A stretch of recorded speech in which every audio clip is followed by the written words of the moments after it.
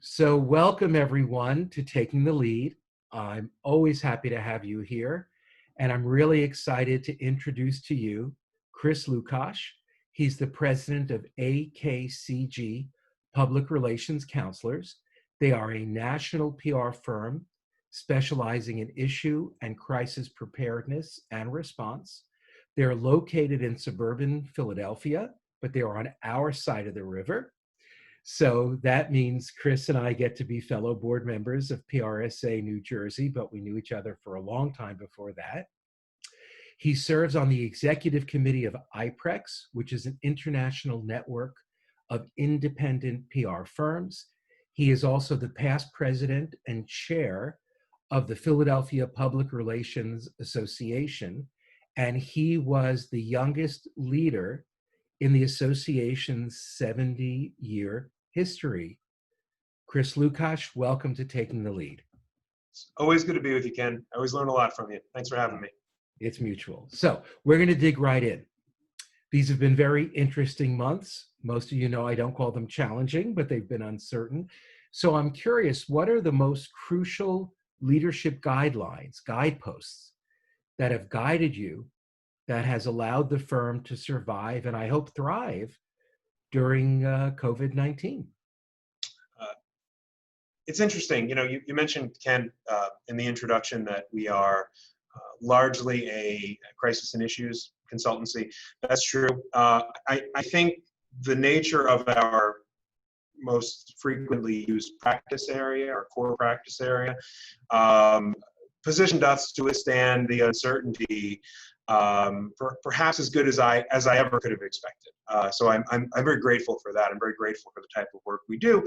I find that the types of traits that help crisis firms be good crisis counselors are very much so the kind of leadership qualities that resonate internally, that resonate in terms of managing staff. That's things like good, attentive, intentional listening, not just for us as counselors, but for our clients, on our clients' behalf, to their audiences. It's having clarity of vision, being direct and articulate in our goal orientation.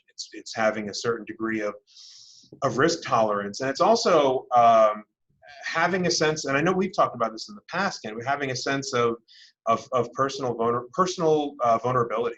I think good leaders are vulnerable, and these last few months being what they were. I can recall a couple instances where we're sort of we condition ourselves to think that we have to meet these sorts of challenging times with real steady hands and with stiff upper lips and whatnot. But I had a few moments, both related to COVID and the personal impact, the frustration, the economic impact, and also in these most recent weeks with this movement toward more equity and justice, when I was careful to say to my staff and my clients alike, it's okay to be affected. It is, yes, we're here to guide clients through challenging times, but yes, we're also humans, and we have shared humanity, and we are okay to feel. And to the extent that our clients, anyone on our team needs time, needs an ear, needs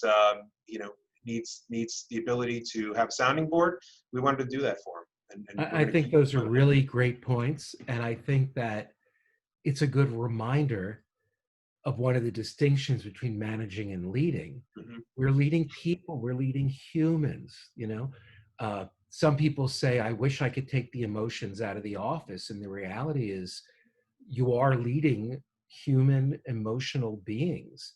Mm-hmm. And if you can be vulnerable with them, if you can acknowledge that, and if you can encourage them to share in those moments and when they're concerned and what have you, I think that makes people want to follow you. So good to know.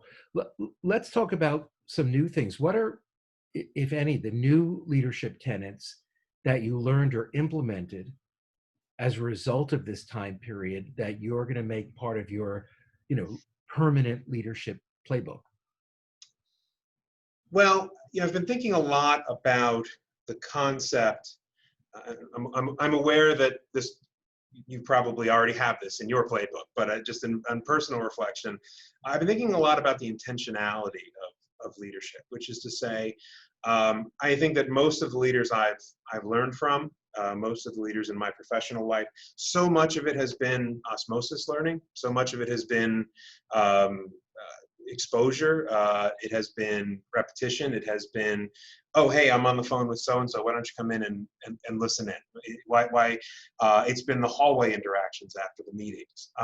And we don't have that anymore. We are devoid of the small micro moments of leadership. And it's easy in these times to build really regrettable silos among your leadership team, among your clients. And I don't know that I'm succeeding in this to the extent that I would like, but I'm cognizant of it.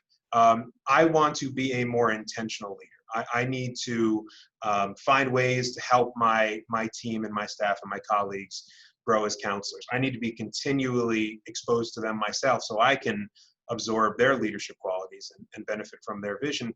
And the same sort of translates to clients. And that's going to be that way for a while. I think even if we're back in the office after Labor Day, as some people are talking about, especially in our profession, we're not going to have small walks to the bubble tea shop where we're sharing these types of stories and sharing these qualities with each other. It needs to be more intentional and more deliberate.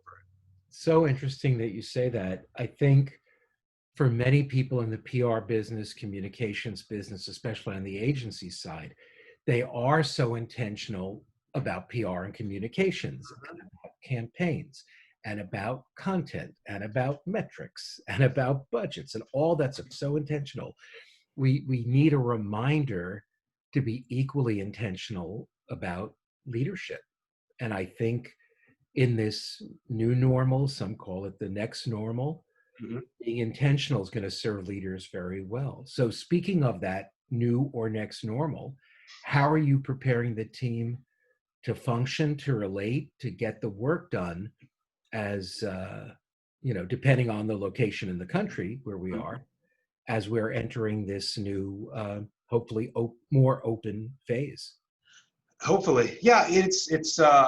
I'm trying very hard to root out from my life and reject confirmation bias, because there is a source that I can find to validate my presumptions and and my hopes in terms of how we navigate the next few months. If I want to find something that says reopen now, I can find it. If I want to find something that says take your time, slow down, I can be support. Much like society, there's confirmation bias everywhere, and the reality is we're going to get roadmaps to return to, I shouldn't say reopening, we've been open, but we're going to get roadmaps to returning to work and rejoining as a staff. And the only guidepost I have, the only signals I should be looking for is the comfort level and risk tolerance of my staff. That's it.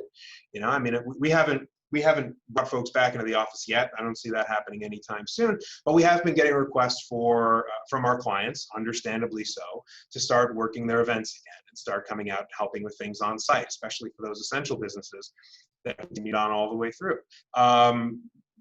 Yes, technically they can. I'm not bound by government or local restrictions not to allow that, especially if we take the right precautions.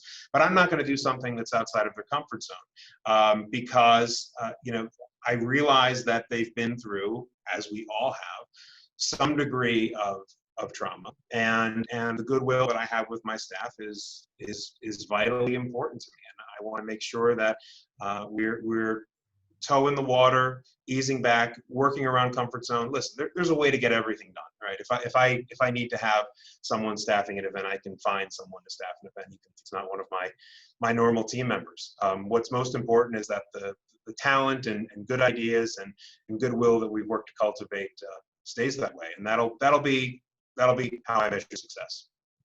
Excellent. It is always a joy to spend time with you, whether it's at a PRSA New Jersey Senior Pros Gathering or a board meeting, but it's great to have this time for one-on-one. Your insights are always spot on. Your energy is great.